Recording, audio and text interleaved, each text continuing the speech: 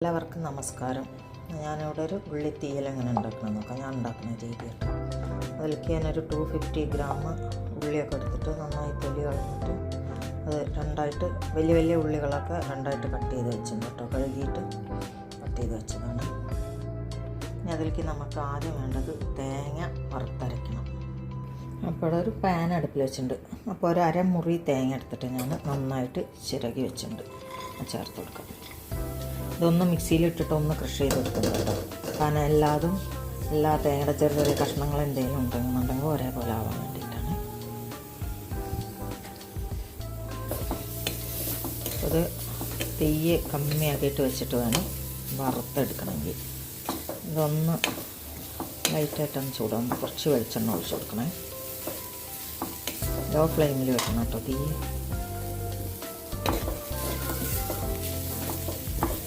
Law ഫ്ലെയിമിൽ വെച്ച് ചെയ്യുമ്പോഴാണ് നമുക്കിത് ഒരേപോലെ ആവും. അല്ലെങ്കിൽ പെട്ടെന്ന് തേങ്ങ കരിഞ്ഞു പോകും.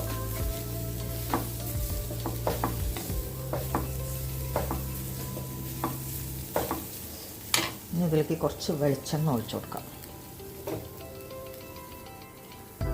കുറച്ച് വെളിച്ചെണ്ണ ഒഴിച്ചു കൊടുക്കാം.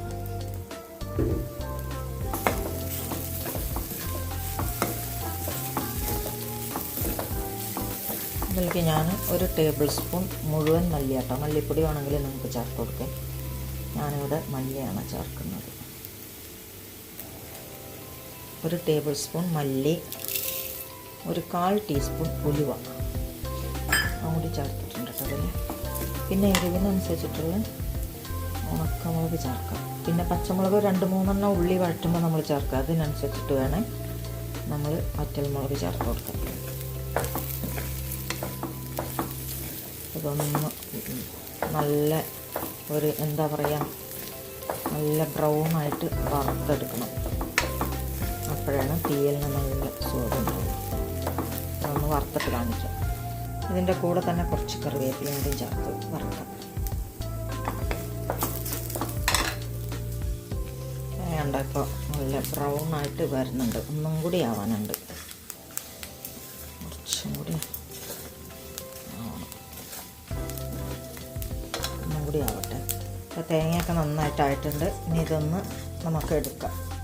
ഒരു പ്ലേറ്റിലേക്ക് ആറാനായിട്ട് വയ്ക്കാം. ചൂടാറിയതിന് ശേഷം നന്നായിട്ട് അരയ്ക്കണം, വെള്ളം ചേർക്കാതെ. തേങ്ങയൊക്കെ അതിന് വറുത്തത് മാറ്റിയിട്ടുണ്ട്. തേങ്ങ വറക്കാൻ മാത്രമേ കേട്ടോ കുറച്ച് ബുദ്ധിമുട്ടുള്ളൂ.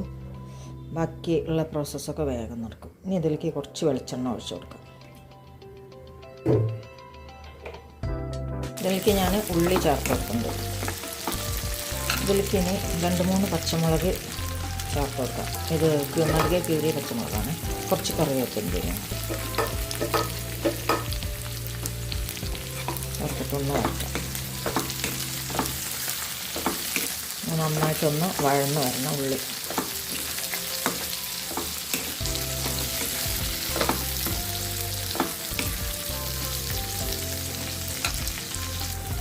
ഉള്ളി ഇവിടെ ആയിട്ടുണ്ട്. ഇനി ഇതിലേക്ക് ഒരു നെല്ലിക്ക വലിപ്പത്തിലുള്ള പുളി എടുത്ത് നന്നായി പിഴിഞ്ഞ് എടുത്ത് വെച്ചിട്ടുണ്ട്. അത് നമുക്ക് ചേർത്ത് കൊടുക്കണം.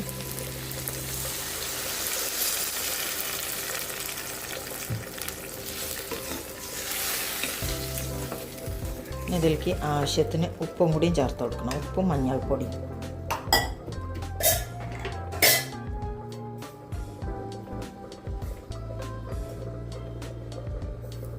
ആവശ്യത്തിന് ഉപ്പ് ചേർക്കാം. 1/2 ടീസ്പൂൺ മഞ്ഞൾപ്പൊടി ചേർത്ത് കൊടുക്കാം.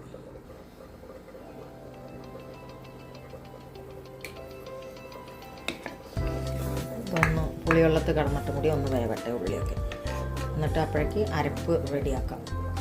അരപ്പ് അരയ്ക്കുമ്പോൾ വെള്ളം ചേർക്കാതെ അരച്ചെടുക്കണം. അതാണ് അതിൻ്റെ തീയലിൻ്റെ ഒരു ടേസ്റ്റ് കൂട്ടുന്നത്. എന്താ, വെള്ളം ഒഴിക്കാതെ അരച്ചതാണത്. ഇത്രയും കളറാകാണ് കേട്ടോ. ഇത് നമ്മൾക്ക് ചേർത്ത്. ഇതിവിടെ ഉള്ളി റെഡി ആയിട്ടുണ്ട്. ഉള്ളിയൊക്കെ നന്നായി വെന്തിട്ടുണ്ട്. ഇതിലേക്ക് അരപ്പ് ചേർത്ത് കൊടുക്കണം. ഇതിലേക്ക് ഇപ്പം ഞാൻ അരപ്പ് ചേർത്ത് കൊടുത്തിട്ടുണ്ട്. നന്നായിട്ട് കുറുകിയൊരു തീയൽ പറയുമ്പോൾ കുറച്ച് കുറുകിയിട്ടാവില്ലേ. മിക്സിയുടെ ജാറ് കഴുകിയിട്ട് കുറച്ച് വെള്ളം കൂടിയും ചേർത്തിട്ടുണ്ട് കേട്ടോ.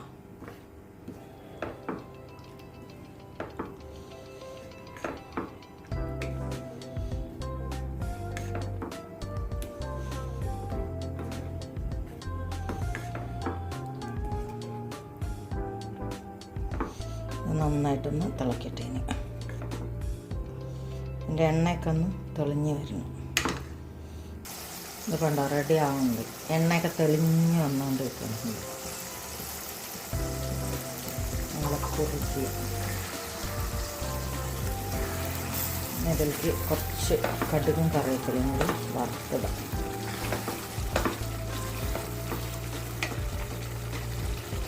ഞാനിവിടെ ഒരു പാൻ വെച്ച് കൊടുത്തിട്ടുണ്ട്. അതിലേക്ക് കുറച്ച് വെളിച്ചെണ്ണ ഒഴിച്ച് കൊടുത്തിട്ടുണ്ട്. നമ്മൾ ചൂടായി വരുമ്പോൾ കുറച്ച് കടുകും കറിവേപ്പിലയും വറ്റൽമുളകും കൂടി ഇട്ടിട്ടൊന്ന് പൊട്ടിക്കാം. എണ്ണ ചൂടായിട്ട് കേട്ടോ.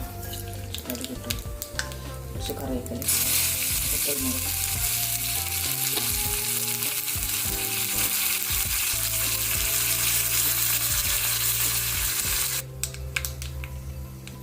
അത് പൊട്ടി വന്നുണ്ട്. ഇത് നമുക്ക് കറിയുടെ മുകളിലേക്ക് ഒഴിച്ചു കൊടുക്കാം.